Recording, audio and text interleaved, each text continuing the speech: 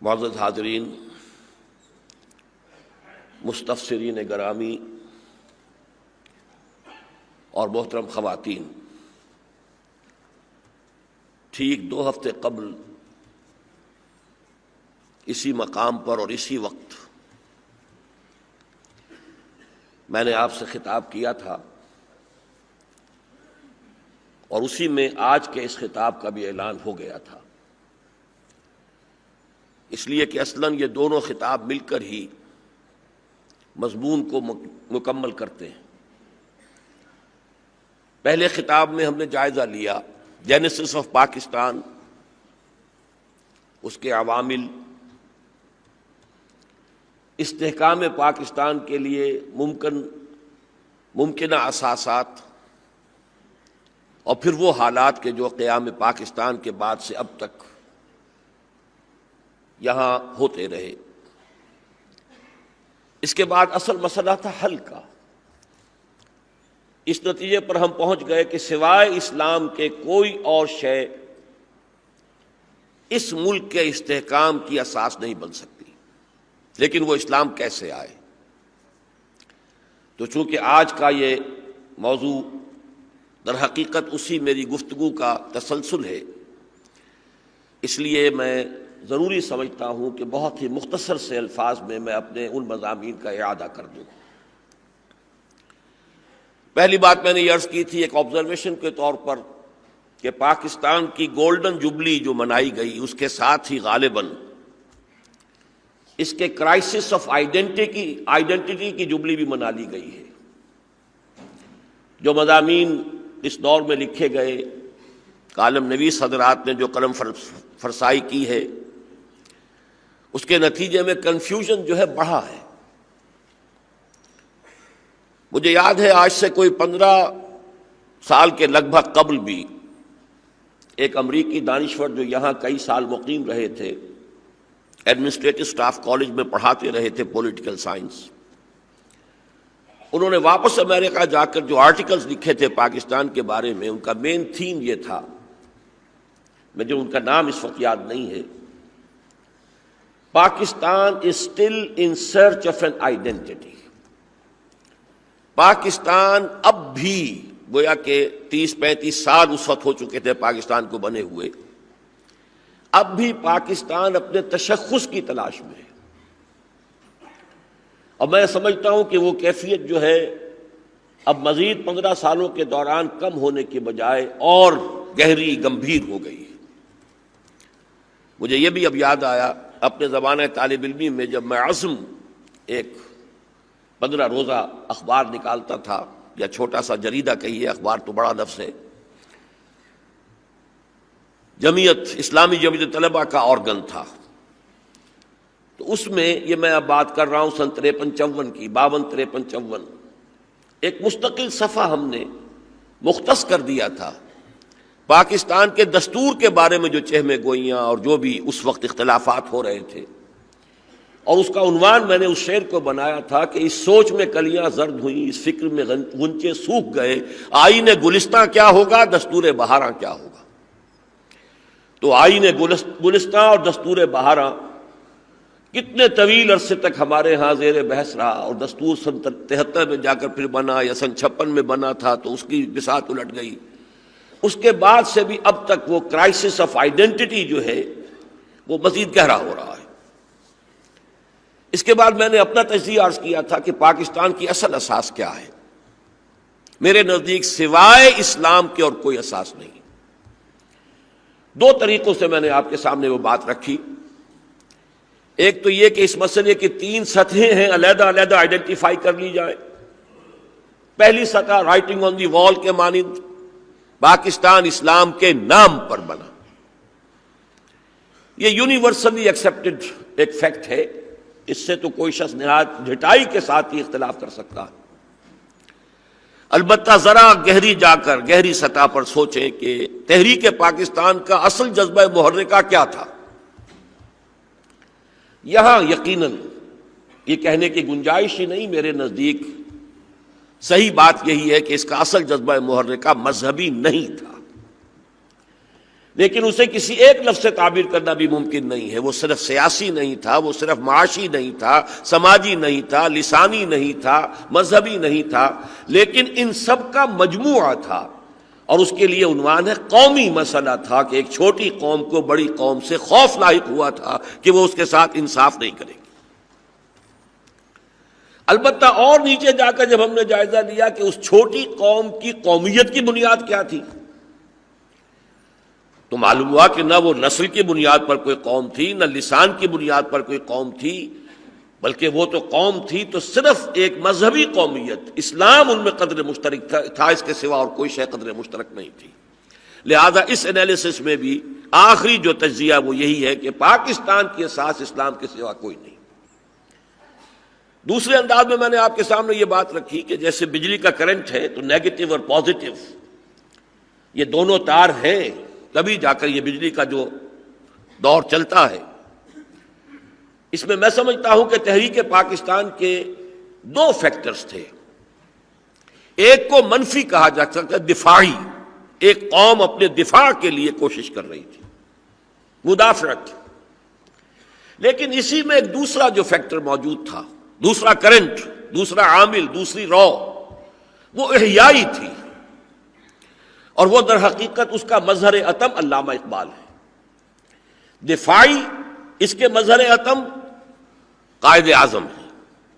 وہ طویل عرصے تک ہندو مسلم اتحاد کے سفیر رہے، اور جب تک کہ ہندوؤں کے رویے سے بالکل مایوس نہیں ہو گئے اس وقت تک وہ اسی کوشش میں تھے کہ یہ ایک متحدی شکل جو ہے وہ برقرار رہے.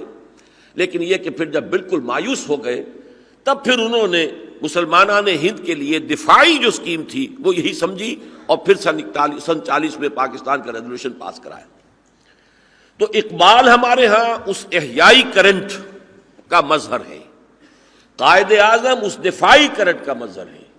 اور ان دونوں کے ملنے ہی سے در حقیقت اس تحریک کے اندر وہ برقی لہر جو ہے وہ چلی تھی کہ جس کے نتیجے میں پاکستان وجود میں آیا.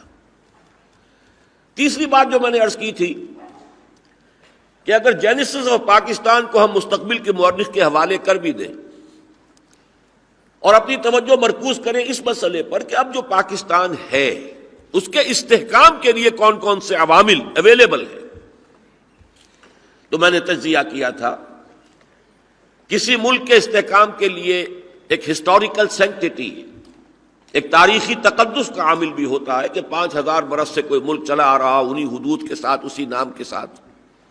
معلوم ہوا یہ تقدس پاکستان کے نام کو حاصل نہیں. دوسرے ایک جغرافیائی تحفظ ہوتا ہے.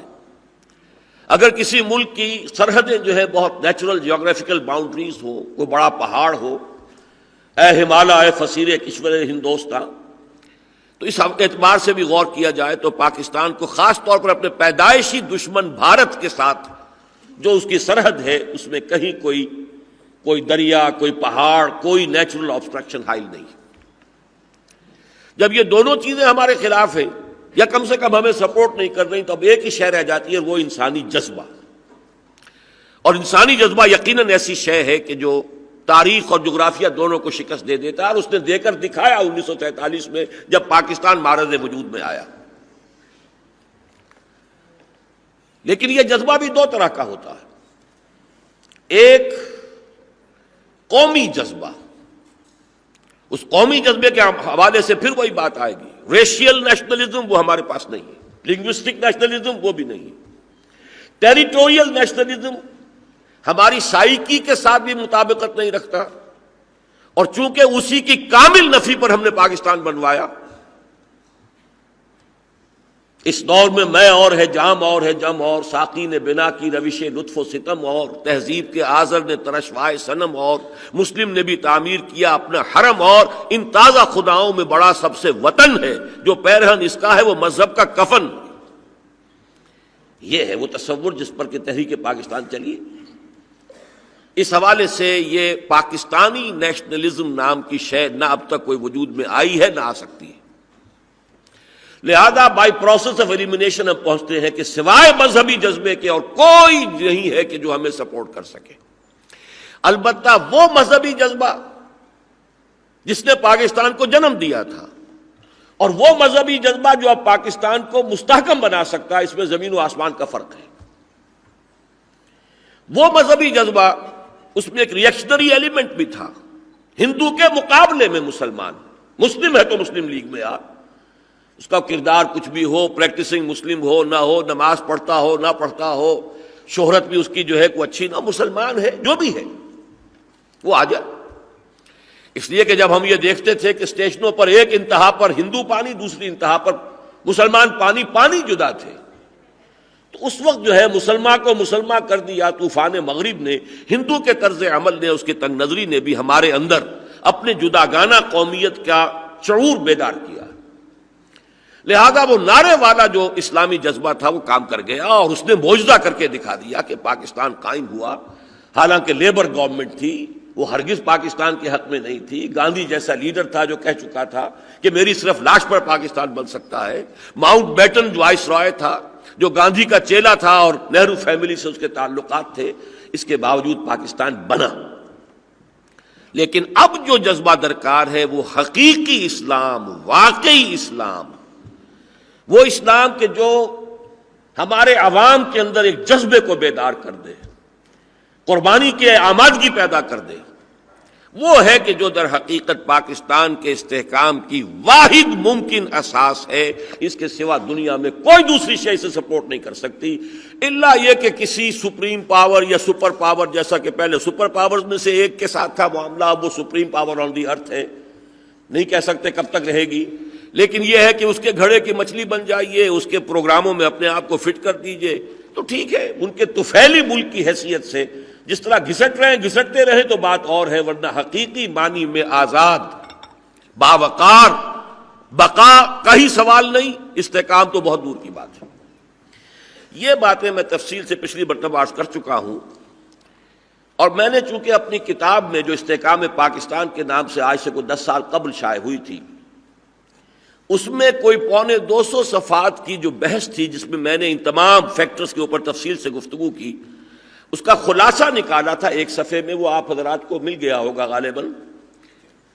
تو پاکستان کے بقا اور استحکام کے 5 لوازم، میں چاہتا ہوں کہ اس کو آپ پڑھ لیں میرے ساتھ۔ ویسے ہمیں پڑھنے کی عادت ہے نہیں، اب معلوم ہوتا ہے کہ اگر اسی طریقے سے یہ ہو جائے معاملہ تو بہتر رہے گا۔ اس پس منظر میں ہر صاحب فہم و شعور انسان لامحالہ اس نتیجے پر پہنچے گا کہ ملک و ملت کے استحکام ہی نہیں، بقا تک کے لیے حسب ذیل چیزیں ناگزیر اور لازمی ہیں۔ نمبر 1، ایک ایسا طاقتور انسانی جذبہ جو جملہ حیوانی جبلتوں پر غالب آ جائے اور قوم کے افراد میں کسی مقصد کے لیے تن من دھن لگا دینے، حتیٰ کہ جان تک قربان کر دینے کا مضبوط ارادہ اور قوی داعیہ پیدا کر دے۔ نمبر 2، ایک ایسا ہمگیر نظریہ جو افراد قوم کو ایک ایسے مضبوط ذہنی و فکری رشتے میں منسلک کر کے بنیان مرصوص بنا دے، جو رنگ، نسل، زبان اور زمین کے تمام رشتوں پر حاوی ہو جائے اور اس طرح قومی یکجہتی اور ہم آہنگی کا ضامن بن جائے۔ نمبر 3، عام انسانی سطح پر اخلاق کی تعمیر نو جو صداقت، امانت، دیانت اور ایفاء عہد کی اساسات کو اثر نو مضبوط کر دے اور قومی و ملی زندگی کو رشوت، خیانت، ملاوٹ، جھوٹ، فریب، ناانصافی، جانبداری، ناجائز اقربا پروری اور وعدہ خلافی ایسی تباہ کن برائیوں سے پاک کر دے۔ نمبر 4، ایک ایسا نظام عدل اجتماعی، سسٹم آف سوشل جسٹس، جو مرد اور عورت، فرد اور ریاست یا معاشرہ اور سرمایہ اور محنت کے مابین عدل و اعتدال، قسط و انصاف اور فی الجملہ حقوق و فرائض کا صحیح اور حسین توازن پیدا کر دے۔ اور نمبر 5، ایک ایسی مخلص قیادت جس کے اپنے قول و فعل میں تضاد نظر نہ آئے اور جس کے خلوص و اخلاص پر عوام اعتماد کر سکے۔ تحریک پاکستان کے تاریخی اور واقعاتی پس منظر اور پاکستان میں بسنے والوں کی عظیم اکثریت کی فکری اور جذباتی ساخت، یہ دونوں ذرا الفاظ دوبارہ نوٹ کر لیجئے۔ تحریک پاکستان کے تاریخی اور واقعاتی پس منظر اور پاکستان میں بسنے والوں کی عظیم اکثریت کی فکری اور جذباتی ساخت دونوں کے اعتبار سے یہ بات بلا خوف تردید کہی جا سکتی ہے کہ اس ملک میں یہ تمام تقاضے صرف اور صرف دین و مذہب کے ذریعے اور اسلام کے حوالے اور ناطے سے پورے کیے جا سکتے ہیں۔ کوئی اور شے نہ ہمیں وہ جذبہ دے سکتی ہے، نہ وہ ذہنی ہم آہنگی دے سکتی ہے، نہ کوئی اور شے ہمارے قومی اخلاق کی تعمیر کے لیے بنیاد کا کام دے سکتی ہے۔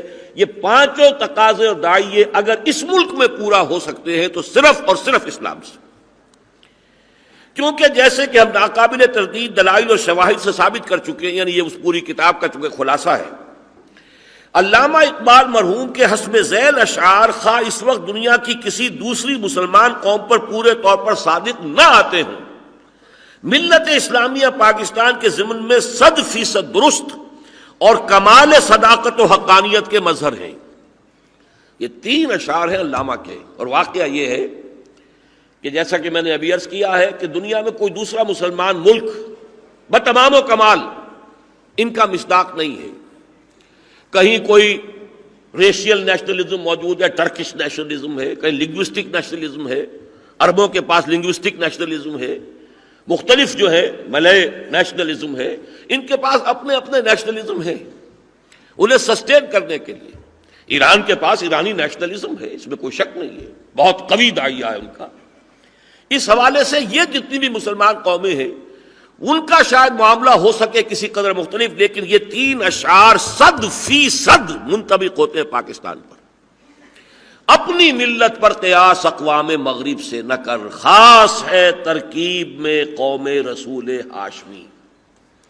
ان کی جمعیت کا ہے ملک و نسب پر انحصار۔ ملک کو بھی نوٹ کیجئے، یہ ٹیریٹوریل نیشنلزم جو در حقیقت اس صدی کی پیداوار ہے، یہ تو اب بہت ہی تازہ شے ہے انسانی عمرانیات کے اندر، وطنی قومیت، لیکن علامہ نے پہلے اس کی نفی کی ہے۔ ان کی جمعیت کا ہے ملک و نسب پر انحصار، اور دوسرا پورٹنٹ ترین نیشنلزم جو ہے وہ ریشیل ہے۔ قوت مذہب سے مستحکم ہے جمعیت تیری۔ ہمارے پاس صرف ایک شے ہے جو ہمیں جمع کر سکتی ہے، شیرازہ بندی کر سکتی ہے، ہمارے اخلاق کی تعمیر کے لیے اساس بن سکتی ہے، ہماری ذہنی ہم آہنگی اور ہمارے اندر سے قربانی کے اور ایثار کے جذبات کو ابھار کر لا سکتی۔ دامن دین ہاتھ سے چھوٹا تو جمعیت کہاں۔ یہی بات ہے کہ وہ ایک قوم جو تھی 1947 میں، جو ایک قوم تھی بنیان مرصوص، اب وہ قومیتوں میں تحلیل ہو گئی، علاقائی، صوبائی، نسلی، ایتھنک، لنگوسٹک، نہ معلوم کتنی، اور پھر مذہبی جو تفریق ہے اور چمقلش ہے وہ تو گویا کہ ان سب کے اوپر سب سے بالا تر ہو گئی۔ دامن دین ہاتھ سے چھوٹا تو جمعیت کہاں، اور جمعیت ہوئی رخصت تو ملت بھی گئی۔ یہ ہے وہ اندیشہ کہ جو پاکستان کے لیے خاص طور پر ہے کہ اس کے تو وجود تک کا مسئلہ جو ہے مشکوک ہو جائے گا اگر ہم اس راستے پر نہ آئے۔ بہرحال اب چند منٹ اور لے رہا ہوں۔ یہ تو تھی میری پچھلی مرتبہ کی اصولی بحث اور اس کا یہ خلاصہ جو میں نے آپ کے سامنے رکھ دیا۔ چند باتیں میں نے اور عرض کی تھی موجودہ حالات کے اعتبار سے۔ میں نے ایک بات یہ عرض کی تھی کہ سن 48 سے سن 50 تک ریاستی سطح پر اسلام کی طرف پیش قدمی کا، جس کو کہ جنرل حمید گل نے نام دیا سافٹ ریولوشن کا پروسیس بڑھا۔ مولانا مودودی مرحوم نے مطالبہ نظام اسلامی، دستور اسلامی کا مطالبہ 48 میں پیش کیا۔ مسلم لیگی خاص طور پر ان میں جو مذہبی عناصر تھے، علماء کرام تھے، ان سب نے اس کی پوری تائید کی، بھرپور اس کے ساتھ اتفاق کا معاملہ کیا۔ نتیجہ یہ ہوا قرارداد مقاصد پاس ہو گئی، معجزہ ہو گیا۔ 20ویں صدی کے وسط میں اس دنیا میں جہاں کے سیکولرزم کا ڈنکا بج رہا ہے کہ اکبر نام لیتا ہے خدا کا اس زمانے میں، اور وہاں پر اللہ کی حاکمیت کا اعلان ہوا۔ سن 50 میں 31 علماء نے دستور سازی کے لیے 22 اصول دے دیے متفق علیہ، اختلاف کا جو بھی شہرہ تھا اس کے غبارے سے ہوا نکال دی۔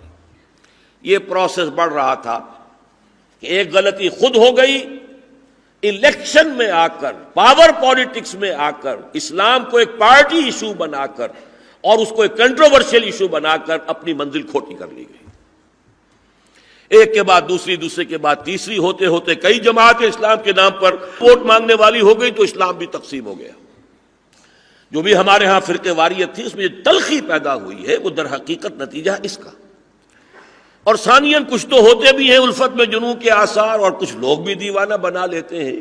ظاہر بات ہے عالمی سطح پر بھی جو شیطانی قوتیں ہیں وہ برداشت نہیں کر سکتی تھی کہ اللہ کی حاکمیت کے اصول پر کسی ملک میں ایک دستور استوار ہو جائے۔ ابلیس جو ہے وہ تو اسی خطرے سے تو کانپ رہا تھا۔ سن 36 کی نظم علامہ اقبال کی ہے، اگر کوئی خطر مجھ کو تو اس امت سے ہے، اس کی خاکستر میں ہے اب تک شرار آرزو۔ خال خال اس قوم میں اب تک نظر آتے ہیں، وہ کرتے ہیں اشک سحر گاہی سے جو ظالم وضو۔ یہ اس لیے خطرہ ہے مجھے، جانتا ہوں میں یہ امت حامل قرآن نہیں ہے، وہی سرمایہ داری بندہ مومن کا دین۔ جانتا ہوں میں کہ مشرق کی اندھیری رات میں بے ید بیضا ہے پیران حرم کی آستین۔ عصر حاضر کے تقاضاؤں سے ہے لیکن یہ خوف ہو نہ جائے آشکارا شرع پیغمبر کہیں۔ وہ نظام محمدی صلی اللہ علیہ وسلم اگر کہیں ایک جگہ بھی اس کی جھلک دیکھ لی دنیا نے تو پھر یہ سارا جو بھی دسیسہ کاری ہے ابلیس کی اور اس کے جو بھی ایجنٹ ہیں انسانوں میں سے اور جنات میں سے، ان کی یہ ساری کوششیں جو ہیں ان پر پانی پھر جائے گا۔ لہذا پھر وہ عالمی قوتیں آئیں اور ہمارے کمانڈر ان چیف صاحب کو دعوتیں دی گئیں، کیا سکھایا گیا، کیا پڑھایا گیا، مارشل اللہ کا چکر چلا، اس نے جو ہے جو بھی ہمارے ہاں چلا ہے پٹڑی جو ہے اس سے گاڑی اتری ہے، اور نتیجہ یہ کہ اوس رہا ہے مسلسل۔ دوسری بات میں نے عرض کی تھی کہ اسی سافٹ ریولوشن کا ایک امکان اللہ تعالیٰ کی طرف سے پیدا ہوا 3 فروری 1997 کے الیکشن کے بعد۔ مسلم لیگ کو پھر وہی مینڈیٹ ملا جو سن 46 میں ملا تھا۔ اسی لیے میں نے کوشش بھی کی، مرتب بھی کی کہ یہ سفارشات ہیں، دستور میں اگر یہ چند ترامیم ہو جائیں تو دستوری منافقت ختم ہو جائے گی، یکسو ہو جائے گا ہمارا دستور اسلام کی طرف۔ بہرحال اس میں کچھ امیدیں بھی ہوئی تھیں، لیکن یہ کہ جیسے وقت گزر رہا ہے وہ نا امیدی کا غلبہ ہو رہا ہے۔ تو جیسے کہ ایک شعر بھی ہے کہ ٹھہر ہے نا امیدی، کیا قیامت ہے کہ دامان خیال یار چھوٹا جائے ہے مجھ سے، تو امید کا دامن جو ہے وہ ہاتھ سے چھوٹا جا رہا ہے۔ بہرحال دیکھیے، لیکن یہ کہ ہم نے اپنی طرف سے جو بھی ہماری بساط تھی اس کے مطابق وہ مطالبہ پیش کیا، اور یہ کہ جب وعدہ لے لیا وزیر اعظم صاحب سے اور انہوں نے ہماری موجودگی میں 2 مرتبہ کہا راجہ ظفر الحق صاحب سے کہ اب دستور کی ترمیم کا بل تیار کیجئے، تو گویا کہ ہماری طرف سے اتمام حجت ہو گیا۔ اب باقی معاملہ وہ جانے، اور جیسا کہ میں پچھلی مرتبہ عرض کر چکا ہوں، میرا اندازہ یہی ہے اب بھی ہے کہ وہ چاہتے ہیں لیکن کوئی بہت بڑا ہاتھ ہے کہ جو انہیں روک رہا ہے۔ بہرحال مستقبل میں بھی چونکہ اب جو پیش پڑنے والا ہے اس عالم ارضی پر سابقہ اور موجودہ مسلمان امتوں کا تصادم، جس کا آغاز مڈل ایسٹ سے ہوگا، ایک کی قیادت اسرائیل کے ہاتھ میں ہوگی، لیکن اس کا توڑ اگر ہے تو در حقیقت انشاءاللہ وہ پاکستان اور افغانستان بنیں گے۔ اس حوالے سے بھی میں کچھ باتیں عرض کر چکا ہوں، لیکن ان حالات میں جو اس وقت ہیں، جو کنفیوژن ہے، اس میں اگر بھارت کے ساتھ نارملائزیشن، اس کے چینلز کھول دیے گئے بغیر اپنے نظریاتی تشخص کو مضبوط کیے، تو میں عرض کر چکا ہوں کہ یہ خودکشی ہوگی۔ میں خود چاہتا ہوں کہ حالات بہتر ہوں۔ میں کہتا ہوں کہ قائد اعظم نے جو فرمایا تھا کہ وہی تعلقات ہوں گے کہ جو یونائٹڈ اسٹیٹس آف امریکہ اور کینیڈا کے ہیں، ہونے چاہیے بھارت اور پاکستان کے درمیان وہ تعلقات، یا جو علامہ اقبال نے کہا تھا کہ یہ پاکستان جو بھی ان کے خواب میں تھا کہ ہندوستان کے شمال مغرب میں ایک آزاد مسلمان ریاست بنے گی، وہ ہندوستان کی سب سے بڑی محافظ ہوگی، اور پاکستان نے وہ رول ادا کیا، کمیونزم کے سیلاب سے بھارت کو بچایا۔ یہ تعلقات اچھے ہونے چاہیے بشرطے کہ آپ اپنے نظریاتی تشخص کو اسلام کی طرف اپنی پیش رفت کو فیصلہ کن حد تک طے کر لیں، پھر تو کوئی حرج نہیں، پھر تو انشاءاللہ ہمارا نظریہ ہوگا کہ جو انشاءاللہ ان کے ذہنوں کو، ان کے دلوں کو فتح کرے گا۔ جو دلوں کو فتح کر لے وہی فاتح زمانہ۔ لیکن بحالات موجودہ اگر یہ دروازے کھول دیے گئے تو اس کا نتیجہ صرف اور صرف خودکشی ہے۔ اس پہ میں صرف ایک بات کا اضافہ آج کر رہا ہوں۔ اس وقت جو اس ملک میں حالات پیدا ہو چکے ہیں وہ کسی انقلاب کے لیے بہت سازگار ہیں۔ ہوش ربا گرانی، بے روزگاری کا طوفان، گولڈن ہینڈ شیک، یہ جو صورتحال ہے، کرنسی کی قیمت کا مسلسل گرنا، اور ابھی جو کلہاڑا اس پر پڑا ہے، بے چینی، یقیناً عوامی سطح پر ایک لاوا ہے جو پک رہا ہے، اور ایسے ہی حالات ہوتے ہیں۔ اس بے چینی سے فائدہ اٹھا کر تالے آزما قوتیں ہوں وہ بھی میدان میں آ سکتی ہیں، کوئی انقلابی قوتیں ہوں وہ بھی میدان میں آ سکتی ہیں۔ اس حوالے سے میں چاہتا ہوں کہ ذرا عرض کر دوں اس وقت، ایک طرف تو یہ کہ اب پیپلز پارٹی میں بھی پھر دوبارہ کچھ آثار پیدا ہو رہے ہیں، جو شکست ہوئی تھی بہت ہی نمایاں، اس کے بعد سے یہ کہ کسی تحریک کی طرف اب وہ بھی سوچ رہی ہے۔ قاضی حسین احمد صاحب، ظاہر بات ہے کہ وہ اپنے کارکنوں کو جو مارک ٹائم کرا رہے ہیں اتنے عرصے سے، تو ان کے پیش نظر بھی کچھ نہ کچھ تو ہے، اور اب جو انہوں نے اتنا بڑا شو آف فورس کیا ہے، جمعیت طلبہ کا اتنا بڑا جلسہ یہاں ہو رہا ہے، جس کے بارے میں ایک اخباری خبر یہ تھی کہ 60 لاکھ کا خرچ اس پر ہو رہا ہے، تو آخر یہ تمام چیزیں بھی کسی تیاری کی کمبازی کر رہی ہیں۔ جمعیت علماء اسلام تو آ کر یہاں پر فضل الرحمان صاحب باقاعدہ اعلان جنگ کر گئے، دست بدست جنگ کا نعرہ لگا گئے، اور یہ کہ طالبان مزار شریف کو فتح کرنے کے بعد وہ اب اسلام آباد کو فتح کریں گے۔ یہ حالات ایسے ہیں کہ عین ممکن ہے کہ کوئی فری فار آل، کوئی کیوس اس ملک کے اندر پیدا ہو جائے۔ لیکن میں یہاں یہ عرض کرنا چاہتا ہوں کہ یہ جو صورتحال اس وقت پیدا ہوئی ہے ہمارے ہاں، اس کا ایک نقشہ موجود ہے سورۃ النحل کی آیت نمبر 112 میں۔ وَضَرَبَ اللَّهُ مَثَلًا، اللہ تعالیٰ نے ایک مثال بیان کی ہے، قریۃً، ایک ایسی آبادی کی، ایک ایسے ملک کی، یا ایک ایسے علاقے کی، یا ایک ایسی بستی کی، کانت آمنۃ مطمئنۃ، یہ ابتدائی جو ایام تھے، ابتدائی سال تھے پاکستان کے، ان کو ذہن میں رکھیے، وہ بڑی امن میں تھی اور بڑے اطمینان میں تھی۔ یاتیہا رزقہا رغدا من کل مکان، اس کے لیے رزق چلا آتا تھا ہر چہار طرف سے بہت ہی فراغت کے ساتھ۔ فکفرت بانعم اللہ، اس نے اللہ کی نعمتوں کا کفران کیا۔ وہ آیت بھی نوٹ کر لیجئے جو میں نے سورہ انفال کی پچھلی مرتبہ آپ کو سنائی تھی۔ وَاذْكُرُوا، یاد کرو اس دور کو، تحریک پاکستان کا دور، اذ انتم قلیل، جبکہ تم قلیل تھے، اقلیت تھے، مستضعفون فی الارض، زمین میں دبائے جا رہے تھے، ہندو ڈومینیٹ کر رہا تھا۔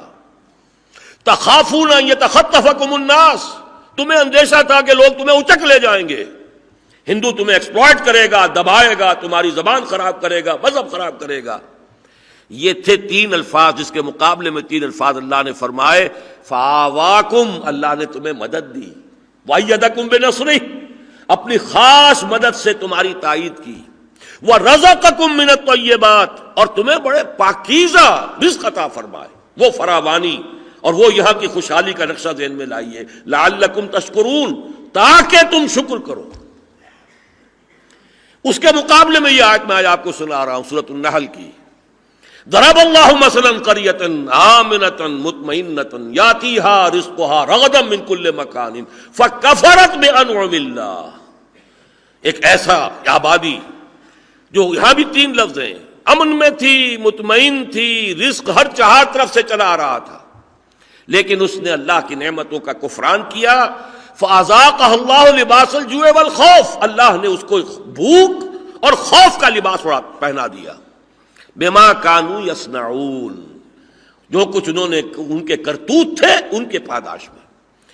آج اس صورتحال میں ہم ہیں، اور جیسا کہ میں نے عرض کیا، یہ انقلاب کے لیے عام حالات سب کو معلوم ہے، کوئی کیوس، کوئی فری فار آل، بہت سی قوتیں ہیں، ان میں ٹکراؤ ہو سکتا ہے۔ لیکن ایک بات کا میں حوالہ دینا چاہتا ہوں کہ عموماً دنیا کی تاریخ میں جب ہم دیکھتے ہیں کہ ایسے موقع پر پھر کچھ کہا نہیں جا سکتا نتیجہ کیا برآمد ہوگا۔ اس قسم کے کسی کیوس سے خیر کی توقع کم ہوتی ہے۔ عام طور پر بر وقت کوئی شخصیت یا کوئی قوت آ کر ہائی جیک کر کے لے جاتی ہے۔ روس میں کیا ہوا تھا، مونشویکس اینڈ بولشویکس، مونشویکس کا پلہ بھاری تھا، عین وقت پر لینن آیا، جلاوطنی میں تھا، عین وقت پر آیا اور لے گیا، ہائی جیک کر کے لے گیا۔ چائنا میں کیا ہوا تھا، یہاں وہ تحریک تو چل رہی تھی جمہوریت کی، بادشاہت کے خلاف، فیوڈلزم کے خلاف، جمہوریت کی تحریک، عین وقت پر ماؤ زیدونگ صاحب آئے اور لے گئے، کھینچ کر لے گئے، اسے کمیونسٹ ریولوشن بنا دیا۔ یہ معاملہ ایران میں ہوا، شاہ کے خلاف جو تحریک چلی تھی، ظاہر بات ہے اس میں علماء بھی تھے، لیکن مجاہدین خلق اس انقلابی جدوجہد میں ان کا پلڑا بھاری تھا. پھر تودے بھی تھی، پھر یہ کہ اور لبرل مسلمان بھی تھے جیسے مہدی بازرگان، عین وقت پر آ کر آیت اللہ خمینی صاحب اور انہوں نے اسے، اور علماء نے اسے ہائی جیک کیا. جیسے ہمارے ہاں اینٹی بھٹو موومنٹ، اور اس کو جو ہے پھر آرمی نے ہائی جیک کیا. محنت کی، کوشش کی، جدوجہد کی، وہ تو جو بھی کی تھی پی این اے نے، لیکن یہ کہ اس کا فائدہ اٹھایا ہے ایک ملٹری ڈکٹیٹر نے. 11 برس تک جو ہے اس کا فائدہ اٹھایا. ہمارے ہاں اس سے پہلے بھی ہو چکا ہے. ڈیک اور پی ڈی ایم اور یہ ساری ذرا تحریکیں یاد کیجئے. ایوب خان صاحب کے خلاف کوشش کس نے کی تھی، محنت کس نے کی تھی، کون کون سی جماعتیں تھیں، ان کے دن رات کارکنوں نے جو ہے ایک کر دیے تھے. عین وقت پر بھٹو صاحب میدان میں آئے اور کھینچ کے لے گئے. اس لیے ہم نہیں کہہ سکتے کہ نتیجہ اس کا کیا نکلے گا، لیکن بہرحال ایک بات جو ہے جس تک کہ ہم پہنچ گئے تھے وہ یہ، پاکستان کی خیر صرف اور صرف اسلامی انقلاب میں ہے. لیکن اسلامی انقلاب اب یہاں کوئی توقع نہیں کسی سافٹ ریولوشن کے ذریعے آ سکے. اس کے لیے ہارڈ ریولوشن کی پوری تیاری کرنی پڑے گی. لہذا یہ ہے در حقیقت آج کا میرا مرکزی مضمون. اب میں اس کے ضمن میں چاہوں گا، بنیادی باتیں ہیں جن حضرات کی یقیناً بہت سے حضرات ہوں گے کہ جن کے ذہن میں یہ پہلے سے موجود ہیں، وہ آفینڈڈ فیل نہ کریں کہ یہ ہمیں یہ ایسی بنیادی باتیں بتا رہا ہے، اس لیے کہ بہرحال ہر سطح کے لوگ ہوتے ہیں اس قسم کے اجتماعات میں. تو میں چاہتا ہوں کہ بات کو اس طریقے سے بنیاد سے شروع کروں. سب سے پہلے یہ کہ ریولوشن کہتے کسے، انقلاب کہتے کسے. اردو میں تو اگرچہ یہ لفظ انقلاب جو ہے کسی بھی لفظ کے ساتھ، تعلیمی انقلاب، سماجی انقلاب، روحانی انقلاب، فلاں انقلاب، لیکن یہ کہ انگریزی میں ریولوشن کا لفظ مخصوص ہے. کس چیز کے لیے مخصوص ہے؟ انسان کی حیات اجتماعیہ کے جو 3 گوشے ہیں، political system, economic system, social system, ان میں سے کم کسی ایک میں کوئی بنیادی تبدیلی ہوگی تو وہ انقلاب کہلائے گا، ریولوشن کہلائے گا. آپ کے علم میں ہے کہ آج کی دنیا کا تصور یہ ہے مذہب علیحدہ ہے، ریاست علیحدہ ہے. مذہب و ریاست علیحدہ علیحدہ. سیکولرزم وہ گویا کہ آج پوری دنیا کے اندر ایک مسلمہ اصول ہے. مذہب کا تعلق انسان کی انفرادی زندگی سے، ریاست، سیاست، معیشت، سماج، یہ سب جو ہے اس کا کسی مذہب سے کوئی تعلق نہیں. اور آج کی ریاست آپ کو معلوم ہے آل امبریسنگ، کنٹرول کرتی ہے پوری انسانی زندگی کو. اور اس میں نوٹ کیجئے تاریخی اعتبار سے مذہب کے میدان میں ایک بہت بڑا انقلاب ہوا تھا سن 300 عیسوی کے قریب. ایمپرر کانسٹنٹائن نے عیسائیت قبول کر لی. پوری رومن امپائر عیسائی ہو گئی. ذرا اندازہ تو کیجئے. اس سے پہلے عیسائی پرسیکیوٹڈ تھے، مارے جا رہے تھے، جلائے جا رہے تھے، سخت سے سخت تکلیفیں جھیل رہے تھے جو بھی حضرت مسیح کے ماننے والے تھے. لیکن اب کیا ہوا؟ اچانک Roman emperor, the whole empire became Christian. لیکن اسے آج تک کبھی آپ نے انقلابات کی فہرست میں اس کا تذکرہ نہیں سنا. کیوں؟ مذہبی تبدیلی اتنی بڑی، لیکن سیاسی نظام وہی، معاشی نظام وہی، سماجی نظام وہی، عقیدہ بدل گیا. اللہ اللہ خیر صلی اللہ. لہذا یہ انقلاب نہیں. انقلاب کی ڈیفینیشن کے اندر سیاسی، معاشی، سماجی، یہ 3 پہلو جو ہیں ان میں سے کم کسی ایک میں کسی بنیادی تبدیلی کا ہونا ضروری ہے. پہلی بات ختم ہوئی. دوسری، ہارڈ ریولوشن سے کیا مراد ہے؟ بعض اوقات بعض تبدیلیاں اچانک رونما ہو جاتی ہیں. اسے آپ کہیں خرق عادت کہیں، نیچر کا گفٹ کہیں، جو بھی کہیں. ہارڈ ریولوشن سے مراد یہ ہے کہ جس کے لیے محنت کی گئی ہو، مشقت کی گئی ہو، جد و جہد کی گئی ہو، سیکریفائسز دی گئی ہو، یہاں تک کہ جانیں دی گئی. وہ ہارڈ ریولوشن ہے. ہیومن ایفرٹ اور سیکریفائس، اس کے ساتھ جو وجود میں آتا ہے وہ ہارڈ ریولوشن ہے. نمبر 3، تاریخ میں اس قسم کے انقلابات جو عظیم ہیں وہ 3 ہی ہیں. 2 سیکولر سطح پر ہوئے. فرینچ ریولوشن 225 برس قبل، بادشاہت کا خاتمہ، جمہوریت کے دور کا آغاز. بولشوک ریولوشن آف رشیا 80 برس قبل، اور یہ معاشی نظام کے اندر بنیادی تبدیلی، مینز آف پروڈکشن کسی انفرادی ملکیت میں نہیں ہوں گے۔ لیکن تیسری جو مثال ہے وہ ہے مذہب کے میدان کی، انقلاب محمدی صلی اللہ علیہ وسلم، جد و جہد، محنت، مشقت، قربانی، ایثار۔ مجھے فیض کے وہ اشعار یاد آ گئے، اس راہ میں جو سب پہ گزرتی ہے سو گزری، تنہا پس زندہ کبھی رسوا سر بازار۔ 3 برس کی شیب بنی ہاشم کی نظر بندی، تنہا پس زندہ کبھی رسوا سر بازار، رسوا سر بازارے ہاں شوق ستم گارے۔ اگر آپ طائف کی گلیوں کا تصور کریں جو نقشہ تھا، تفصیل میں نہیں جا سکتا، پھر خون دینا پڑا، جان دینی پڑی، کئی 100 صحابہ کی جانیں گئی ہیں، یوں ہی نہیں ہو گیا، کوئی دعاؤں سے نہیں ہو گیا، کوئی میریکل سے نہیں ہوا۔ میں کیوں اس کا تذکرہ کر رہا ہوں؟ اگرچہ اس سے پہلے ایک اسلامی ریاست قائم ہوئی تھی، تقریباً حضور سے 1600 برس قبل حضرت داؤد کی ریاست قائم ہوئی، لیکن وہ ایک اچانک سی بات تھی، ایک قومی کشمکش چل رہی تھی، اسرائیلیوں کی اور فلسطینیوں کی آپس میں جنگ چل رہی تھی۔ این مارکے کے موقع پر حضرت داؤد سامنے آئے، انہوں نے اپنے گوپیے کے اندر پتھر رکھ کر اور جالوت کو مار دیا، وہ ہیرو بن گئے، بادشاہ بن گئے، اس طرح حکومت قائم ہو گئی۔ کوئی حضرت داؤد نے کوئی تحریک شروع کی ہو، کوئی دعوت کا آغاز کیا ہو، کوئی لوگوں کو آرگنائز کیا ہو، کوئی قربانیوں میں سے کچھ بھی نہیں۔ یہ تو یوں سمجھیے کہ چھپر پھڑ کر انہیں مل گیا جو بھی مل گیا۔ تو اس حوالے سے اگرچہ تاریخ میں ہے ایک اسلامی ریاست قائم ہوئی، اسی لیے سورہ نور میں فرمایا گیا ہے وعد اللہ الذین آمنوا منکم وعملوا الصالحات لیستخلفنہم فی الارض کما استخلف الذین من قبلہم۔ پہلے بھی امت مسلمہ، امت محمد سے قبل بھی یہ استخلاف فی الارض جو ہے ہم نے لوگوں کو کیا تھا، یا داؤد انا جعلناک خلیفۃ فی الارض۔ لیکن حضرت داؤد اور سلیمان کی حکومتیں علیہم الصلاۃ والسلام، وہ کسی انسانی جد و جہد، اجتماعی کوشش، کوئی پلاننگ، کوئی موومنٹ اور اس میں کوئی جانوں کی قربانی دے کر یہ ان مراحل سے ہو کر نہیں ہوئی۔ صرف ایک ہے پوری انسانی تاریخ میں، ایک مثال ہے، وہ مثال ہے محمد عربی صلی اللہ علیہ وسلم۔ البتہ اب آئیے حضور کے انقلاب کو اور بقیہ دونوں انقلابوں کا آپس میں ذرا ایک تقابل کیجئے۔ 2 اعتبارات سے بڑا بنیادی فرق نظر آئے گا۔ فرینچ ریولوشن صرف پولیٹیکل سسٹم میں تبدیلی لایا، باقی کچھ بھی نہیں، عقائد بھی وہی، معاشرہ بھی وہی، باقی ساری چیزیں وہی۔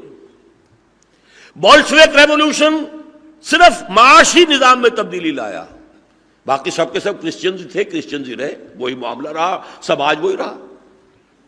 جبکہ محمد الرسول اللہ کا انقلاب ٹوٹل ریولوشن، ہماگیر انقلاب، فرد سے لے کر اجتماعیت تک ہر شے بدل گئی، عقائد بدل گئے، اخلاق بدل گئے، صبح و شام کے انداز بدل گئے، شب و روز کے نقشے بدل گئے، سماج کا نقشہ بدل گیا، معاشی نظام بدل گیا، سیاسی نظام بدل گیا۔ جس قوم میں سرے سے کوئی تنظیم تھی ہی نہیں، لڑنا جھگڑنا ہی جن کا پیشہ تھا، اسے ایسا منظم کیا کہ نماز بھی پڑھ رہے ہیں تو ایک امام کے پیچھے صف باندھ کر۔ جس قوم میں پڑھنے لکھنے کا رواج ہی نہیں تھا، امی اس کا لقب ہے، اور اس قوم کے اندر سے علم کے پہاڑ اٹھا دیے اور مختلف علوم کے اندر ایجادات کرنے والے لوگ پیدا کر دیے۔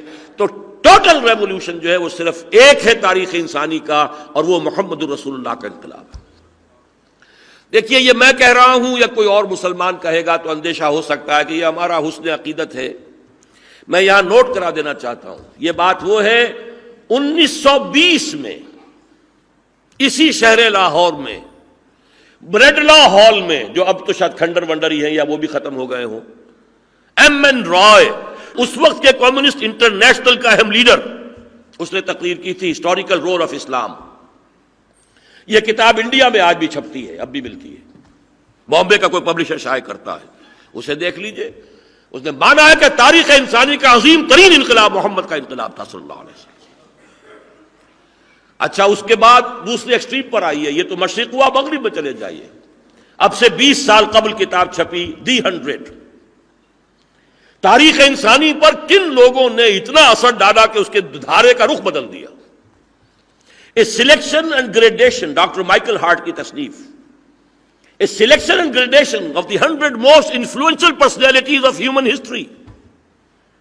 سلیکشن کی یہ 100 کے گریڈیشن کی ٹاپ پر لا رہا ہے محمد کو صلی اللہ علیہ وسلم. نمبر 1 پر حضرت عیسیٰ کو نمبر 3 پر لے گیا ہے اور کہتا ہے this is because naturally I owe an explanation. مجھے ضرور کوئی نہ کوئی اس کی وضاحت کرنی پڑے گی. میں عیسائی ہوں اور محمد کو نمبر 1 پہ لا رہا ہوں. I owe an explanation. Explanation this is because he is the only person. یہ دی اونلی کو انڈر لائن کروا رہا ہوں میں. The only person supremely successful in both the religious and the secular fields. ایک ہی انسان ہے تاریخ انسانی کا. باقی جتنے بڑے لوگ ہیں یا اس اعتبار سے بڑے ہیں یا اس اعتبار سے بڑے ہیں. سکندر ہو، اٹیلا ہو، چنگیز ہو، بڑے فاتح ہیں، لیکن اخلاقی اعتبار سے، روحانی اعتبار سے کوئی مائنس ویلیو دینی پڑے گی. زیرو سے بھی کام نہیں چلے گا. حضرت عیسیٰ ہو، گوتم بدھ ہو، دین میں، مذہب میں جو بھی ان کا مقام ہے، سیاست میں ان کا کوئی دخل 0 درجے میں رہے گا، اس سے آگے نہیں. اسی طریقے سے ایچ جی ویلز، حالانکہ حضور کی گھریلو زندگی جو آئلی زندگی پر اس نے اسی طرح کے حملے کیے ہیں جیسے کہ یہ آج کے دور میں جو ہے رشدی نے کیے ہیں، بدماش نے، لیکن ایک جگہ پر آ کر گھٹنے ٹیک کر جو حجۃ الوداع کے جملے ہیں نقل کر کے لا فضل لعربی علی عجمی ولا لعجمی علی عربی ولا لاسود علی احمر ولا لاحمر علی اسود الا بالتقوی. کسی عربی کو کسی اجمی پر فضیلت نہیں، کسی اجمی کو کسی عربی پر فضیلت نہیں، کسی سفید فام کو یا سرخ روح کو کسی سیاہ فام پر کوئی فضیلت نہیں، کسی سیاہ فام کو کسی سرخ روح پر کوئی فضیلت نہیں، ہاں تقوی کے ساتھ. اور یہ کوٹ کر کے لکھتا ہے although the sermons of human equality, fraternity and freedom were said before also, and we find a lot of sermons in Jesus of Nazareth, but it must be accepted that it was Muhammad sallallahu alaihi wasallam who established a society based on these principles for the first time in human history. اب اس سے بڑا tribute کیا ہوگا؟ اور میں نے اس کے جو رقیق حملے اس نے کیے اس کا تذکرہ اس لیے کیا ہے کہ اسٹیبلش ہو جائے کہ دشمن ہے، عقیدت مند نہیں ہے. دشمن اتنا ہی ہے جتنا کہ رشدی ہے، لیکن یہ کہ یہاں آ کر اس حقیقت کا انکار نہیں کر رہا، مان رہا. پھر گاندھی کا یاد کیجئے، علی گڑھ گیا تھا تو اس نے کہا تھا آپ کا اگر انسٹیٹیوشن ایک عمر پیدا کر دے تو بھی بڑی بات ہے. علی گڑھ کالج یا یونیورسٹی، اگر اس وقت تک وہ کالج ہی تھا، یونیورسٹی نہیں بنا تھا. اور جب 1937 میں وزارتیں بنی ہیں ہندوستان میں، پہلی مرتبہ صوبائی وزارتیں، ہریجن اخبار میں اس نے اپنا مقالہ لکھا کہ میں آپ کے سامنے حضرت ابوبکر حضرت عمر کی مثال پیش کرتا ہوں. جادو وہ جو سر چڑھ کر بولے. تو واقعہ یہ ہے کہ تاریخ انسانی کا عظیم ترین انقلاب محمد الرسول اللہ صلی اللہ علیہ وسلم کا ہے، جامع ترین، ہمہ گیر ترین. دوسرے یہ انقلاب اس اعتبار سے بھی ممیز ہے کہ باقی انقلابوں میں آپ کو نظر آتا ہے کم سے کم 2 نسلیں بیتی ہیں. ایک نسل میں کوئی فکر آیا، کوئی فلسفہ آیا، والٹیئر کا ہو، روسو کا ہو، مارکس کا ہو، اینجلز کا ہو، فلسفہ آیا. اگلی نسل نے اس پر عملی تحریک چلائی. فلسفہ پیش کرنے والے وہ عمل کے میدان کے آدمی نہیں تھے، ڈیسک ورکرز تھے، مصنفین تھے، مفکرین تھے. والٹیئر اور روسو نے کوئی قیادت نہیں کی فرینچ ریولوشن کی، اسی لیے وہ بڑا ہی ان آرگنائزڈ، کیوٹک اور سب سے زیادہ بلڈی ریولوشن تھا. اسی طریقے سے مارکس اور اینجلز غریب بیٹھے رہے جرمنی میں، اور پھر اس کے بعد لندن میں کتاب لکھ دی، اور وہ خود اپنی زندگی میں کسی ایک گاؤں میں بھی وہ نظام قائم نہیں کر سکے. جرمنی میں ہوا ہی نہیں، برطانیہ میں ہوا ہی نہیں، وہ تو ہوا بھی ہے تیسرے تیواڑے اللہ میاں کے پچھواڑے جس کو کہتے ہیں، اردو کا محاورہ ہے. روس میں جا کر وہ بولشویک اور بولشویکس، اور پھر یہ کہ لینن کی شخصیت سامنے آئی تو انقلاب آیا.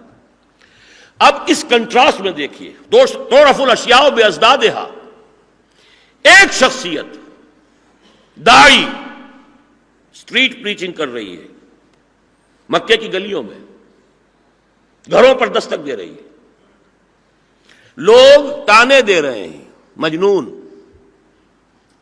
شاعر، ساحر.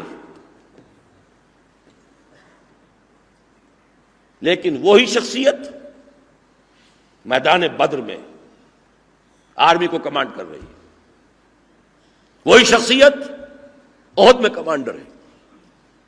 یہ نقشے کسی ایک انسانی شخصیت میں نظر نہیں آ سکتے، امپاسبل۔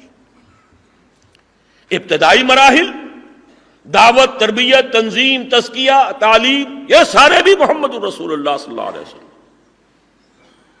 اور پھر وہ آخری مراحل، challenge, active resistance, armed conflict, میدان جنگ میں قیادت، پھر صلح کی بات چیت، کبھی یہودیوں سے ہو رہی ہے، کبھی قریش سے ہو رہی ہے، سارے کام اول سے لے کر اختتام تک کل 20 برس میں ٹوٹل ریولیوشن کے تمام مراحل گزر گئے۔ ظاہر ہے اس کا کوئی امکان ہی نہیں، نہ اس سے پہلے دنیا میں کوئی مثال تھی اور نہ آپ کے بعد ہوئی، نہ قیامت تک ہو سکتی۔ لیکن یہ ساری گفتگو میں نے کس لیے کی ہے؟ ایک نتیجہ نکالنا چاہتا ہوں۔ اگر کوئی شخص چاہتا ہے دیانتاً کہ صحیح ریولیوشنری پروسیس کیا ہے یہ جاننا چاہتا ہے، ایک ہی سورس ہے سیرت محمدی صلی اللہ علیہ وسلم کہ جائیں جاست، البتہ صرف سیرت نہیں، فلسفی آف سیرہ۔ جیسے آپ کو معلوم ہے ہسٹری ایک علیحدہ مضمون ہے، فلسفی آف ہسٹری بالکل ایک علیحدہ شے ہے، تو سیرہ اینڈ فلسفی آف سیرہ، اس کے حوالے سے اگر سمجھا جائے گا تو صحیح جو ہے ہمیں ملے گا تو وہیں سے ملے گا۔ یہ تو میں نے عقلاً ثابت کیا، نقلاً صرف 2 قول آپ کو سنا دوں۔ پہلا قول وہ ہے کہ جو ابو الکلام آزاد مرحوم نے 1912 میں الہلال جاری کیا تو اس میں کوٹ کیا، امام مالک رحمت اللہ علیہ کا کوٹ، امام دار الہجرت، لن يصلح آخر هذه الامة الا بما صلح به اولها، اس امت کے آخری حصے کی اصلاح نہیں ہو سکے گی مگر صرف اسی طور پر جس پر کہ پہلے حصے کی اصلاح ہوئی تھی۔ نوٹ کر لیجیے اس کو۔ اور جب میں نے یہ شائع کیا میثاق میں بہت عرصے کے بعد یہ قول، تو ایک صاحب نے پھر مزید ایک تحقیق جو کر کے بتائی، وہ یہ کہ یہ قول اصلاً حضرت ابوبکر کا ہے رضی اللہ تعالی عنہ۔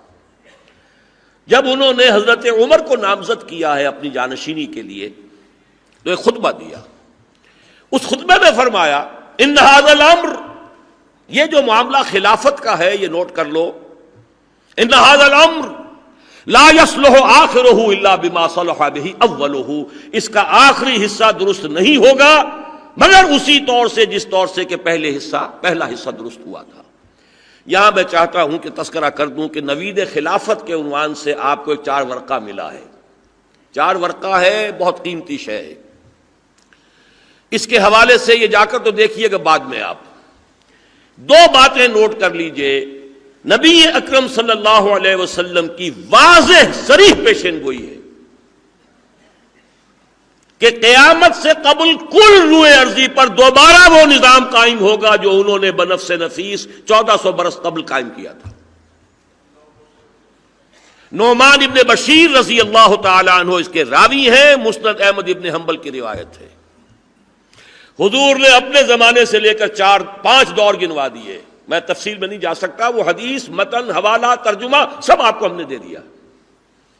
دور نبوت، دور خلافت علی منہاج النبوہ، پھر کاٹ کھانے والی ملوکیت، پھر غلامی والی ملوکیت، کولونیل رول، اور پھر دوبارہ خلافت علی منہاج النبوہ، 5واں دور۔ ہم 4تھے دور سے گزر رہے ہیں، ہاف وے آ چکے ہیں، 3/4 بھی آپ کہہ سکتے ہیں۔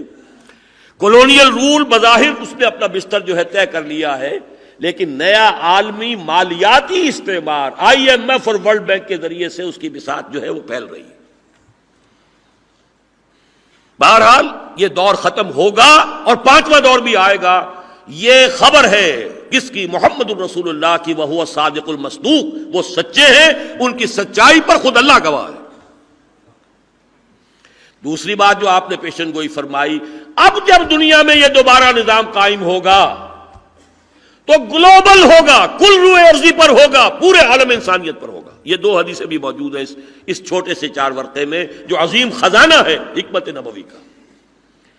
اور اس دور میں جبکہ مایوسی کے اندھیارے ہیں اور اس میں انسان کے ہاتھ سے وہ دامان خیال یار چھوٹا جائے ہے والی بات ہو رہی ہے، واقعہ یہ حدیثیں بہت قیمتی ہیں، سہارا ڈھارس بندھانے والی چیزیں کہ اور بھی دور فلک ہیں ابھی آنے والے، ناز اتنا نہ کریں ہم کو ستانے والے، دور آئے گا۔ حضور نے فرمایا اللہ نے پوری زمین مجھے دکھا دی لپیٹ کر یا سکیڑ کر، ان اللہ زوالی الارض، اور صحیح مسلم کی روایت ہے یہ حضرت ثوبان سے، فرائے تو مشارقہا و مغاربہا، میں نے اس زمین کے سارے مشرق دیکھ لیے، سارے مغرب دیکھ لیے۔ وَإِنَّ أُمَّتِي سَيَبْلُغُ مُلْكُهَا مَا زُوِيَ لِي مِنْهَا، اور سن لو میری امت کی حکومت ان تمام علاقوں پر قائم ہو کر رہے گی جو زمین کو سکیڑ کر یا لپیٹ کر مجھے دکھا دیے گئے۔ اور اس کے حوالے سے سمجھ لیجئے خاص طور پر یہ خطہ ارضی پاکستان جس کا مبشر علامہ اقبال، جس کے پیچھے 400 برس کی مساعی ہے، تجدیدی مساعی، 1000 برس تک سارے مجددین عالم عرب میں پیدا ہوئے، عمر بن عبدالعزیز، امام ابو حنیفہ، امام مالک، امام شافعی، امام احمد بن حنبل، شیخ عبد القادر جیلانی، امام غزالی، امام ابن تیمیہ، سارے مجددین وہاں۔ 1000 سال ختم ہوا، 11ویں صدی کا مجدد اعظم شیخ احمد سرہندی رحمۃ اللہ علیہ۔ بلکہ میں نے ابھی حال ہی میں کہیں کہا تھا کہ عجیب نقشہ مجھے نظر آتا ہے، اس سے پہلے ہندوستان میں چیزیں باہر سے آ رہی تھیں، اسلام آیا باہر سے آیا، تصوف آیا باہر سے آیا، چشتی سلسلہ آیا باہر سے آیا، علماء آئے باہر سے آئے، یہ سارے فاتحین آئے باہر سے آئے۔ اس کے بعد سے عجیب ریورس گیئر لگا ہے، سلسلہ مجددیہ نقشبندیہ یہاں سے نکلا ہے اور پوری دنیا میں پھیل گیا ہے۔ مجددیہ شیخ احمد سرہندی رحمۃ اللہ علیہ سے جس کا آغاز ہوا ہے، پورا ترکش بیلٹ، یہ چچنینز کون ہیں، امام شامل کون تھے، سب کے سب وہی سلسلہ نقشبندیہ مجددیہ کے لوگ۔ افغانستان کے اندر کتنا بڑا اس کا جو ہے حصہ ہے۔ پھر یہ کہ ترکی اس سے آگے نکل جائیے تمام، اور یہ امریکہ کے ویسٹ کوسٹ پر لاس اینجلس میں پچھلے سال جو کانفرنس ہوئی ہے سلسلے کی، 11,000 رجسٹرڈ مندوبین تھے۔ اس کے بعد شاہ ولی اللہ کا فلسفہ گیا، علم حدیث، شیخ الہند کا ترجمہ قرآن فارسی میں ترجمہ ہو کر نہ معلوم کہاں کہاں تک پہنچ گیا ہے۔ پھر اس 14ویں صدی ہجری میں اقبال کا فکر یہاں سے نکلا اور کہاں پہنچ گیا، مودودی کی تصانیف یہاں سے نکلی اور کہاں پہنچ گئی، مولانا الیاس صاحب کی تبلیغ یہاں سے نکلی اور کہاں پہنچ گئی۔ ریورس گیئر یہاں سے نکلی ہے، جبکہ اس سے پہلے سب کچھ یہاں باہر سے آتا تھا۔ یہ 400 برس کا ہمارا ہیریٹاج ہے، علمی تراث علمی۔ پھر تحریک خلافت چلی تو یہاں چلی، بولی اماں محمد علی کی جان بیٹا خلافت پہ دے دو۔ اور پھر آزادی کی تحریک چلی تو صرف یہ تحریک ہے جس میں مذہب کو انووک کیا گیا۔ پاکستان کا مطلب کیا؟ لا الہ الا اللہ۔ پھر پاکستان بن گیا تو قرارداد مقاصد یہاں، ساورینٹی بلانگس ٹو ہم، سروری زیبا فقط اس ذات بے ہمتا کو ہے، حکمراں ہے ایک وہی، باقی بتانے حاضری۔ کچھ ہے مشیت خداوندی میں، یدبر الامر من السماء الى الارض ثم یعرج الیہ فی یوم کان مقدارہ الف سنۃ مما تعدون۔ تدبیر امر ہوتی ہے، اس میں وقت لگتا ہے۔ جو چیزیں ہو رہی ہیں ان کی اللہ تعالیٰ کی ڈیوائن پلاننگ جو ہے 1000 سال کی ہوتی ہے۔ آپ کے 5 سالہ منصوبے ہیں، 10 سالہ ہے، 6 سالہ ہے، 1 سال کا بجٹ ہے، اللہ کا ایک دن وَإِنَّ يَوْمًا عِندَ رَبِّكَ كَأَلْفِ سَنَةٍ مِّمَّا تَعُدُّونَ، 2 جگہ یہ بات مضمون آ چکا قرآن میں۔ بہرحال یہ الف ثانی چل رہا ہے امت کا، الف اول تھا جو ختم ہو گیا تھا اکبر کے زمانے میں، الف ثانی شروع ہوا ہے حضرت مجدد کے ساتھ۔ یہ ساری جو ہے، اور پھر کچھ احادیث، 2-3 حدیثیں بھی ہم نے مزید کوٹ کر دی ہیں اس میں۔ پھر افغانستان کا یہ جہاد جس میں پوری دنیا کا مسلمان آیا ہے۔ افغانیوں کے لیے تو ٹھیک ہے، وہ فریڈم سٹرگل بھی تھی، کوئی شک نہیں اس میں، وہاں وہ بھی تو جو خالصتاً دین کے لیے لڑ رہے تھے وہ بھی تھے جو ایک فریڈم سٹرگل کے طور پر کام کر رہے تھے۔ لیکن یہ سعودی عرب کا نوجوان کس لیے آیا؟ پاکستانی کاہے کے لیے گیا؟ بنگلہ دیش سے کاہے کو آ کے وہاں شہید ہو گئے؟ مصر سے کیوں آ گئے؟ سوڈان سے کیوں چل کے آ گئے؟ کیا وجہ؟ تو معلوم ہوتا ہے مشیت ایزدی میں اس خطے سے کسی خیر کے برآمد ہونے کی یہ تمہید ہے۔ اسی لیے ذرا وہ جملے میں آپ کو سنا دوں۔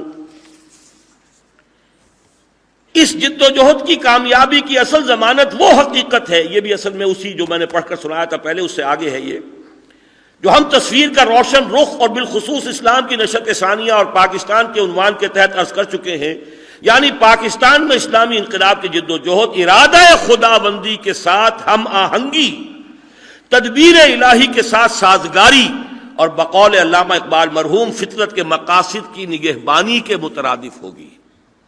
آسماں ہوگا سحر کے نور سے آئینہ پوش، اور ظلمت رات کی سیما پا ہو جائے گی۔ پھر دلوں کو یاد آ جائے گا پیغام سجود، پھر جبھی خاک حرم سے آشنا ہو جائے گی۔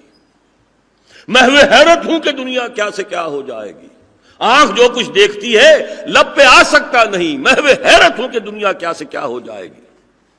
شب گریزاں ہوگی آخر جلوہ خورشید سے، یہ چمن معمور ہوگا نغمہ توحید سے۔ یہ ہونا ہے انشاءاللہ، اور میر عرب کو آئی ٹھنڈی ہوا جہاں سے، میرا وطن وہی ہے، میرا وطن وہی ہے۔ اس حوالے سے اب ہمیں غور کرنا ہے، سیرت مطہرہ سے اخذ کرنا ہے اپنے لیے، اس عزم مصمم کے ساتھ کہ اس پر عمل کرنا ہے۔ لیکن یہ سیرت مطہرہ سے جو کچھ میں اخذ کرنا چاہتا ہوں، جو کچھ میں نے اخذ کیا ہے، انقلاب کے 7 مراحل، میں پہلے یہ چاہوں گا کہ اس کا بیان میں آپ کے سامنے مکمل کروں بغیر کسی دینی اصطلاح کو استعمال کیے۔ اس کی خاص وجہ ہے، ہمارے دور زوال میں دینی اصطلاحات کے مفہوم بدل چکے ہیں، یا وہ لمیٹڈ ہو گئے اور یا اس سے بھی آگے بڑھ کر پرورٹڈ ہو گئے، محدود بھی مست شدہ بھی۔ اب جب ہم وہ لفظ بولتے ہیں فوراً وہی جو تصور ہمارے ذہنوں میں بیٹھا ہوا وہ آ جاتا ہے، تو ابلاغ نہیں ہوتا، بات پہنچتی نہیں ذہن تک۔ تو میں چاہتا ہوں کہ پورا یہ ہے، پورا میں نے اخذ کیا ہے سیرت النبی سے صلی اللہ علیہ وسلم، ایک ایک نقطہ، لیکن اسے میں جنرلائز ٹرم میں آپ کے سامنے رکھوں گا، اور اس کا ایک عنوان قائم کر رہا ہوں، میکینکس آف ریولیوشن۔ ہر چیز کی ایک میکینکس ہے۔ دیکھیے، انقلاب جس کو میں ڈیفائن کر چکا، نظام اجتماعی میں کوئی تبدیلی، پہلا قدم یہ ہے کہ کوئی حقیقی انقلابی نظریہ ہو، ریولیوشنری فلسفی ہو۔ اور حقیقی سے مراد کیا ہے؟ انقلابی فلسفی وہ ہوگی جو ایگزسٹنگ سسٹم جو ہے پولیٹیکو سوشو اکنامک سسٹم، اس کی جڑوں کے اوپر تیشہ بن کر گرے، تب تو وہ انقلابی ہے، ورنہ واز ہے۔ اچھا ہونا چاہیے، یوں ہونا چاہیے، وہ ہونا چاہیے، واز کہتے رہیے۔ وہ تو انقلابی نظریہ تب بنے گا جبکہ وہ کسی جڑ کو کاٹ رہا ہو، سیاسی جڑ کو کاٹ رہا ہو، یا معاشی کو کاٹ رہا ہو، یا سماجی کو کاٹ رہا ہو۔ اے ٹرولی ریولیوشنری آئیڈیالوجی، اس کو پروپیگیٹ کیا جائے۔ اور اس آئیڈیالوجی کے بارے میں دوسری بات جو ہونی چاہیے وہ کیا؟ اگر تو یہ نئی ہے تو معاملہ سمپل ہے، سادہ ہے، یہ اپنی ٹرمینالوجی سے اپنے آپ کو پہچنوائے گی۔ لیکن اگر پرانی ہے، then it has to be reinterpreted in the current idiom, at the current level of consciousness۔ اس کی تعبیر جدید کی ضرورت ہوگی، عہد حاضر کی اصطلاحات میں، عہد حاضر کی ذہنی سطح پر۔ اس کی وضاحت کوئی بعد میں آ جائے گی، لیکن یہ پہلا سٹیپ ہے۔ حقیقی انقلابی نظریہ جو موجود جو نظام ہے، معاشی، سیاسی، سماجی، اس کے کسی نہ کسی ایک جڑ کو کاٹتا ہو، اور وہ یا تو نیا ہو یا پرانا ہے، تو اس کی جدید تعبیر ہو، جدید اصطلاحات میں، اور اس وقت کے زمانے کی ذہنی سطح کے مطابق۔ نمبر 2، اس کو پھیلائیے، آپ کیجئے۔ نمبر 1۔ نمبر 2، اب جو لوگ اس آئیڈیالوجی کو قبول کر لیں فیس ویلیو پر، ایز سچ، جیسے کہ وہ آئیڈیالوجی ہے، انہیں آرگنائز کیا جائے into a revolutionary party, communist party, Marxism نظریہ تھا، پارٹی کمیونسٹ پارٹی، وہ آئیڈیالوجی تھی، یہ پارٹی بنی۔ اس پارٹی کے بارے میں بھی دو باتیں ضروری ہیں۔ ایک تو انتہائی ڈسپلنڈ آرمی والا ڈسپلن ہونا چاہیے، اس لیے کہ تصادم پیش آنا ہے نظام کے ساتھ، تصادم پیش آنا تھا زار کی فوجوں کے ساتھ، تو کوئی لوز ایسوسی ایشن تو کام نہیں دے سکتی، ڈسپلنڈ۔ اور آرمی کا پرووربیل ڈسپلن کیا ہے؟ Listen and obey. Charge of the light brigade نظم پڑھی ہوگی، بہت سو نے پڑھی ہوگی، حکم دے دیا گیا لائٹ بریگیڈ کو چارج کرو، حملہ کرو۔ انہیں معلوم ہے cannons to right of them, cannons to left of them, cannons in front of them, volleyed and thundered, توپیں لگی ہوئی ہیں داہنی طرف بھی بائیں طرف بھی سامنے بھی، اور آگ اور گولے اگل رہی ہیں، اور اس حالت میں حکم دے دیا گیا چارج۔ ہر ایک نے یہ سمجھا someone has blundered، کسی نے بڑی غلطی کی ہے، but there's not to reason why، there's but to do and die۔ So into the valley of death rode the 600۔ فوجی کا کام یہ ہے ہی نہیں کہ وہ پوچھے کیوں۔ اس طرح کی پارٹی اگر نہیں ہے تو انقلاب برپا نہیں کر سکتی۔ نمبر دو، اس پارٹی کے اندر کاڈرز نئے ہونے چاہیے، اور حیثیت کا تعین ہونا چاہیے کہ کتنی کسی شخص نے قربانی دی ہے، اس کی ڈیپتھ آف کمٹمنٹ کیا ہے، سنسیریٹی کیا ہے۔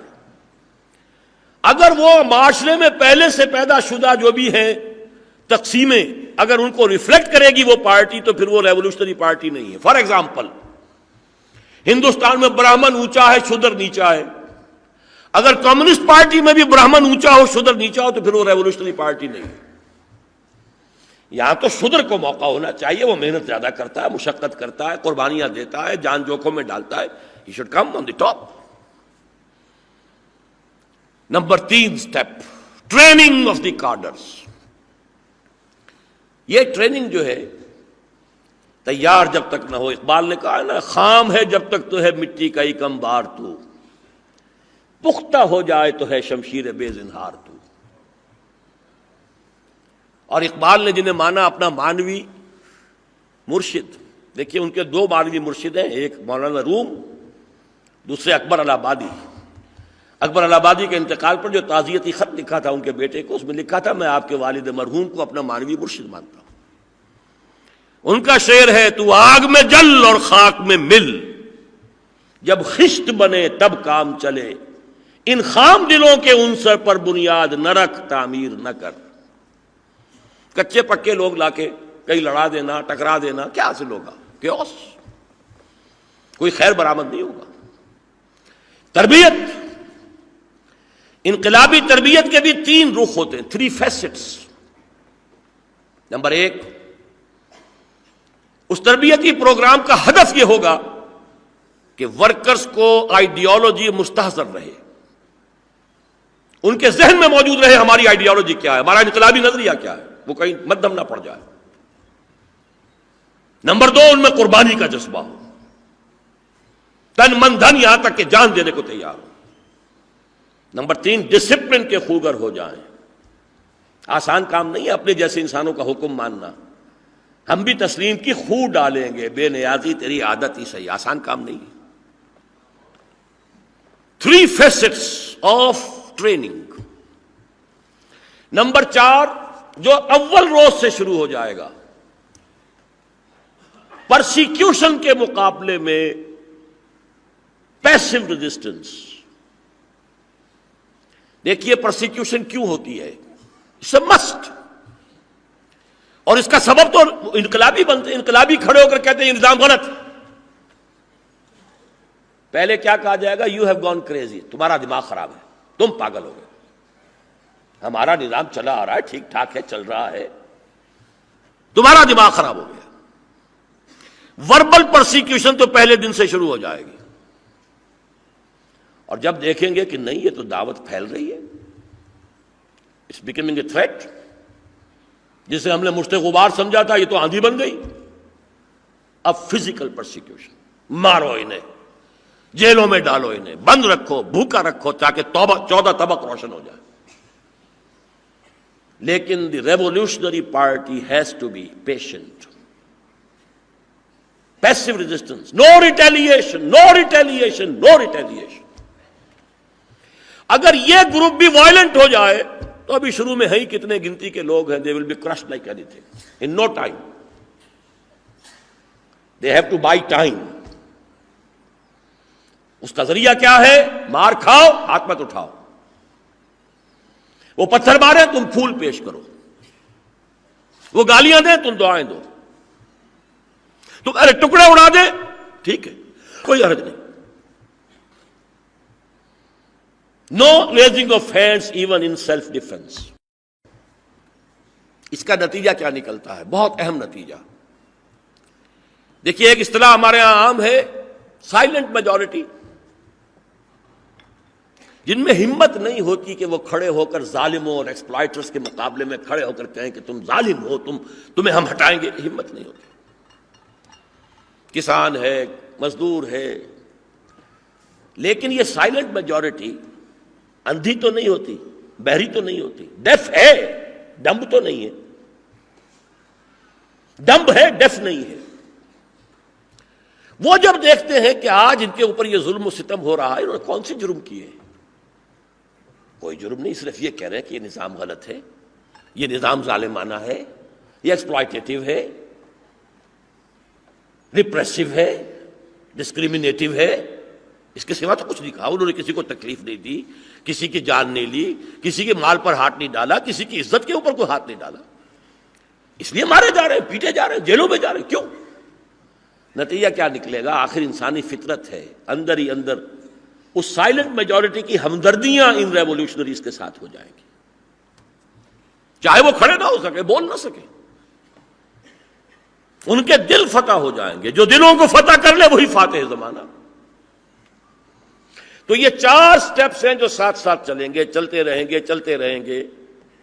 آئیڈیالوجی، اس کی نشر و اشاعت، جو قبول کر لیں ان کو آرگنائز کرنا، پھر ان کی ٹریننگ 3 فیسٹڈ، اور نمبر 4 پیسو ریزسٹنس. ڈٹے رہو، پیچھے مت ہٹنا، لیکن ریٹیلیشن نہیں. یہ 4 پروسیس چلتے رہیں گے، چلتے رہیں گے، یہاں تک کہ اب پارٹی لیڈرشپ یہ طے کرے کہ اب ناؤ وی آر اسٹرانگ انف.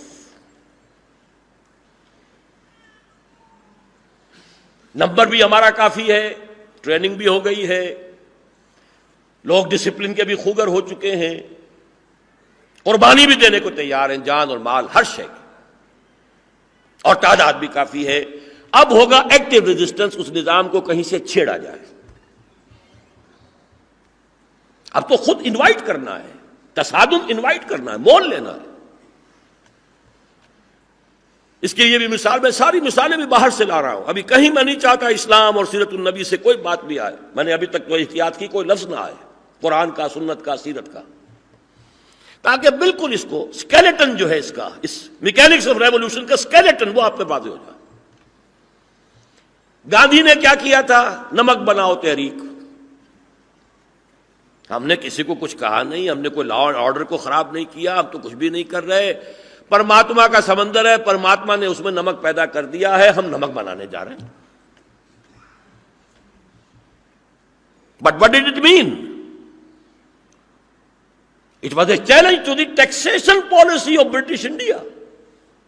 اس کی ایک ٹیکسیشن پالیسی ہے، چیلنج کر دیا آپ نے.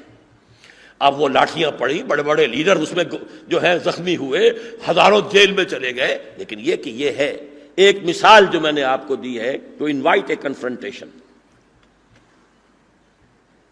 ایکٹیو ریزسٹنس، اور ایکٹیو ریزسٹنس کے بعد ظاہر بات ہے کہ پھر اوپن کنفرنٹیشن، جس کی 2 شکلیں ہو سکتی ہیں: 2 طرفہ جنگ،